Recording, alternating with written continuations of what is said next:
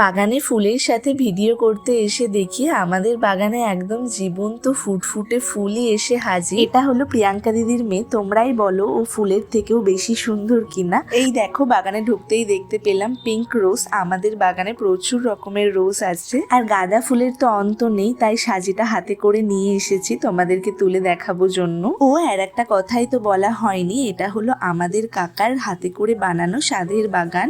এবার চলো কিছু ফল গাছ দেখাই। এটা হলো আখ গাছ, তারপরে এটা হলো নারকেল কুল গাছ। আমাদের বাগানে যেমন আসল গোলাপ আছে তেমন ফলস গোলাপও আছে। সেটা কিরকম হয় চলো দেখাই তোমাদের।